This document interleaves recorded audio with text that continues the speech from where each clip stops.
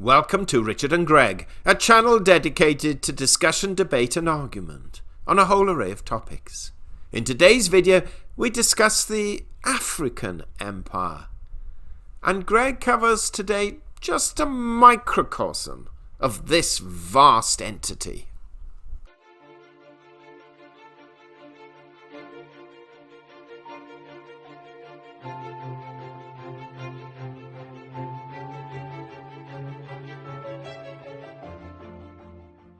Welcome to Richard and Greg. The date is Monday, the 2nd of November, 2020. And the time is 11:10 a.m. GMT +1.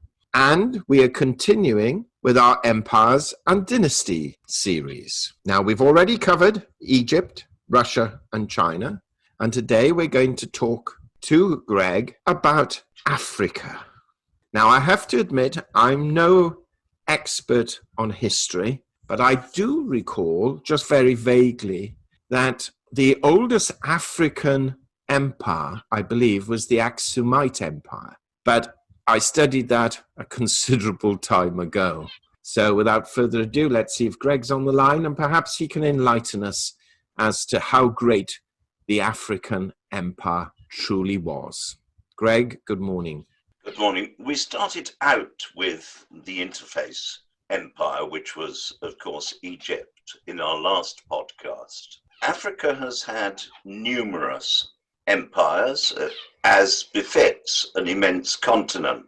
The continent from which basically mankind emerged and has evolved to his present state. It's believed that some 15 types of hominid came out of Africa, and we have all developed in different ways, but now we are down to just the single hominid left, namely Homo sapiens, which is thee and me. Interestingly, the differences between the various races is so minimal as to be vaguely ridiculous countenancing it, in that it's really only skin deep. So listening to people talking about biodiversity endlessly and how we must maintain biodiversity, perhaps it was worth looking at the fact that when it comes to human beings, some 14 or 15 types of pre-human has died out, and biodiversity is reduced to just the single DNA strain of Homo sapiens, all with vaguely different aspects of that DNA. Some of us have quite marked content of Neanderthal, others don't, and so on. The reason I say this is because, mindful that mankind emerged from Africa and mindful of the current Marxist organizations like Black Lives Matter, we in fact only seem to study the modern history of Africa, mainly because it was only in modern times that Caucasians revisited and reinvaded Africa. Bear in mind that there were some 1 million white Caucasian slaves traded in North Africa by the Arab and Black African indigenous population during the period from the 1600s to the end of the 1700s. Also bear in mind that slavery has been endemic in Africa in ways that have never really been countenanced around the rest of the globe. Racialism almost has its roots in Africa, in that tribes conquered and owned each other. They didn't conquer and assimilate, they conquered and owned. We've talked of the Egyptians, some of whom were of a very light skin color, and when you think of Cleopatra, who wasn't even an African, she was from Macedonia, right the way through to the darker colors of some of the pharaohs. And also when you investigate the mummies that have been found, many of them died of what seems to have been bladder cancer at quite a young age. It is thought that this was brought on by using skin lighteners, namely arsenic creams, which lighten the skin, because there has always been in Africa a desire for lighter skin long before the interface with Caucasian peoples. If we ignore the modern history of Africa trading slaves with a small number of dealers who shipped them out of Africa, having bought them off the black dealers of Ghana, the Ivory Coast, Sierra Leone, Nigeria particularly. And we look a little further back. Africa had many different and very different empires. Today, I want to speak only of one of those empires, and we will revisit Africa on a regular basis, because I don't believe people are aware of just how many emperors have come in that continent's history. We always remember some of the empires of America, pre-Caucasian invasion, and the writing off of many of the indigenous peoples of America. This has been a part of our history. We look at the Incas and the Aztecs. Many people can name many of the indigenous tribes of America. Very few people can actually do likewise with the foundation tribes of Africa. So let us look today briefly at the Empire of Mali. Mali is currently the 8th largest country in Africa, and yet very few people know very much about it.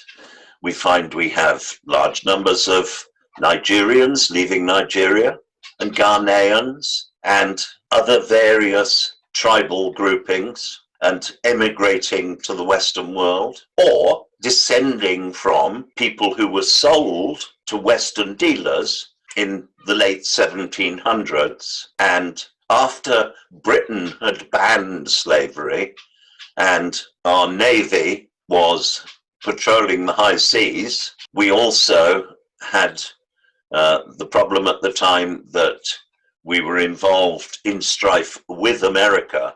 So we were patrolling the high seas to eradicate slavery in the early 1800s, having banned it in Britain in the late 1700s.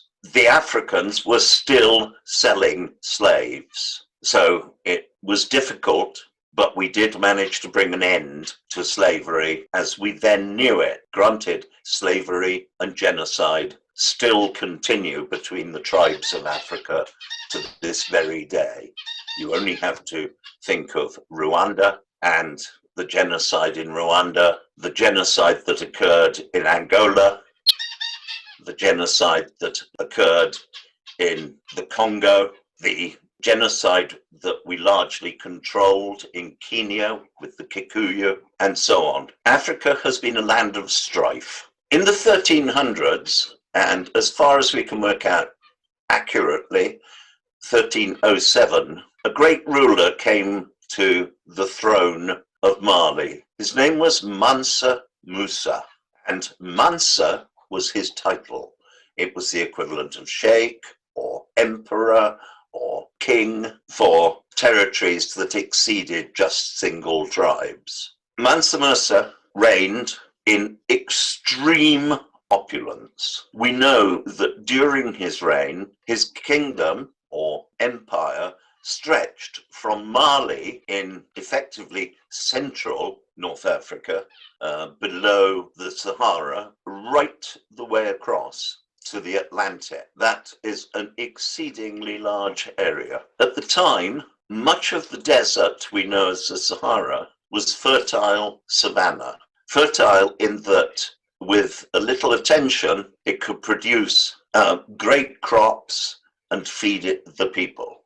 Bearing in mind that the desert was about half the size from north to south that it currently is, and the land through the middle was fertile savanna, and south of that was a tract of rainforest akin to the rainforest of the Congo that also stretched right across West Africa to the Atlantic. The great key to the success of Mali was trade and control of trade and access to undescribable quantities of gold that was easily mined and easily panned, because both types of mining were going on. There were some 4 or 5 great gold mines, and as the Mansa of Mali, all gold nuggets were the property of the Mansa. In other words, owned by the state, and the state was owned by its ruler. Mansa, in fact, conducted a Hajj and went to Mecca during his reign, and he was so immensely wealthy that he had some 12,000 slaves accompanied him, each carrying what is believed to have been the equivalent of 4.5 pounds weight of gold. And he distributed gold to the poor all the way from his capital to Mecca. Whether this was done with an economic intent, and here it's a case of really confounding or confusing those who project the values of gold and endorsing my opinion of buying and selling of gold, which is it's basically professional gambling. Mansa Musa, having distributed this gold, had virtually crashed the price of gold. And on his way back from Mecca, he bought all the gold he could at the greatly reduced price, knowing full well that he had more than enough gold in his capital to pay off all his debts. He arrived back from that great Hajj, and as I say, we can't tell whether this was a clever economic way of increasing his power and his wealth, or came about by accident. But either way it did, and he invested that money in what I guess can be called one of his trade capitals, and that was Timbuktu, in what is now northern Nigeria. He personally funded the building of the great madrasa of Timbuktu. We would know that as university. He built a massive fort, which is still there to this day, and that fort was to defend that northern border of his kingdom, and he set up the library of Timbuktu, or should I say, built more library, a library that rivaled the ancient library of Alexandria. It had more than 1 million manuscripts in it. And bear in mind, this far exceeds the situation of the various civilizations in Europe at the time, in the 1300s, wealthy as many of them were. So this vast empire, which shortly afterwards from his death began to dwindle, but bear in mind Mali is still a fairly wealthy country and still is a center of gold industry. Realistically, one can then think of what occurred subsequently, and probably the greatest step towards an empire was Muammar Gaddafi and his family. His father created Libya out of some 28 tribes, and Gaddafi had established such a wealth, in his case based on oil largely. He had also discovered that the country of Libya is on a lake of artesian fresh water, such that he was in the process of bringing that to the surface. And his empire, not only would he have been the longest ruler in any country in Africa, which he was, but he would have been, by a long measure, the wealthiest, and he would have increased his power by supplying fresh water to the whole of Libya, sufficient for agriculture, Mali, Chad, Niger and Nigeria and possibly beyond, and in the north to Morocco and Tunisia. And there was a very good possibility that this would have led once more to the greening of the Sahara Desert, because do bear in mind that in the days of the Roman Empire, North Africa was a grain basket for the whole of the Roman Empire. So his wealth was such that he had inspired and led a number of the countries of North Africa, including the Arab countries of the Middle East, many of them, Saudi and the Gulf states and Egypt and all of that region, into the idea of launching a gold dinar to back the currency of a single currency for the continent of Africa and the Middle East. Okay? Thinking of the Libyan Empire as the follow-on to the Empire of Mali, despite the lengthy gap, this is a good point at which perhaps to halt, to revisit the various other empires that have occurred in the history of Africa.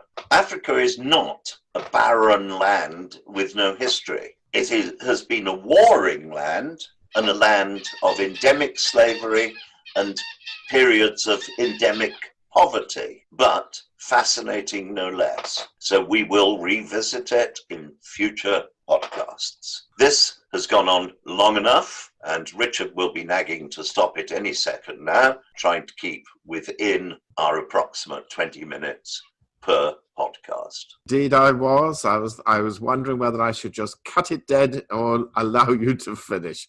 Now, just for those who haven't listened to our podcast previously, that noise in the background is not a squeaking chair, is it? It's some birds you have. No, the squeaking chair is this one.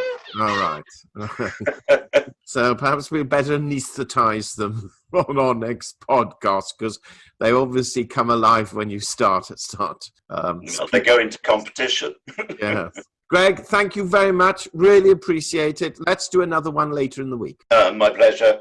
Look forward to it. We hope you enjoyed that discussion, and if so, kindly subscribe to our channel and press the bell sign so that you are notified of our videos as and when they are published. And also in the description box below, we place links to certain books, articles, and programs which you may find of benefit, and for which we will receive a small commission should you purchase through our link. And this will help support our channel and to enable us to develop it further.